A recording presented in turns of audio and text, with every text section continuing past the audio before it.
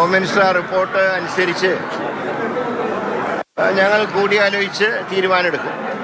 ഞാൻ മനസ്സിലാക്കുന്ന കൊട്ടാരത്തിൽ നിന്ന് അറിയിച്ചിട്ടുള്ളത് ഏത് വിധത്തിൽ അന്വേഷണവും നടത്തുന്നതിൽ അവർക്ക് എതിർപ്പില്ല എന്നാണ് കൊട്ടാരത്തിൽ നിന്ന് അറിയിച്ചത്. അപ്പോൾ ഞങ്ങൾ ആലോചിച്ച് തീരുമാനം അറിയിക്കും.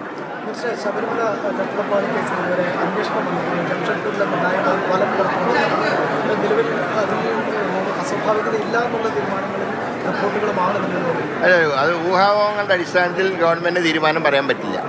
അതിൻ്റെ റിപ്പോർട്ട് പരിശോധിച്ചതിന് ശേഷം മാത്രമേ ചെയ്യാൻ കഴിയൂ.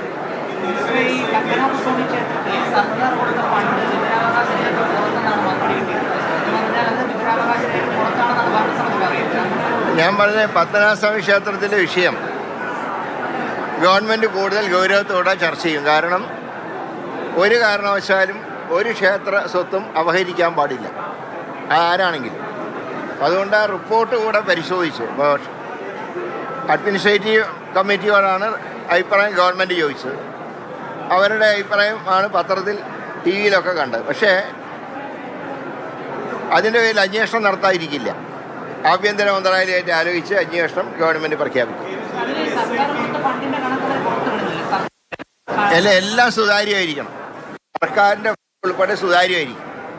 അതിൻ്റെ റിപ്പോർട്ട് ഇനി ക്ഷേത്രം തന്നില്ലെങ്കിലും ഗവൺമെൻറ് അതിൻ്റെ കണക്ക് ഞങ്ങൾ പുറത്തു വിടും.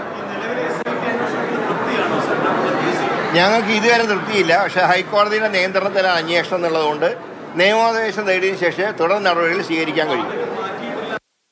അല്ല, അത് തന്നെയാണ് പറഞ്ഞത്. മാറ്റാനുള്ള അധികാരം ഞങ്ങൾക്ക് ഇപ്പോഴില്ല. കാരണം ഹൈക്കോടതിയാണ് നിയമിച്ചിട്ടുള്ളത്. അപ്പോൾ അതും കൂടെ പരിശോധിച്ചിട്ടേ തീരുമാനമെടുക്കും.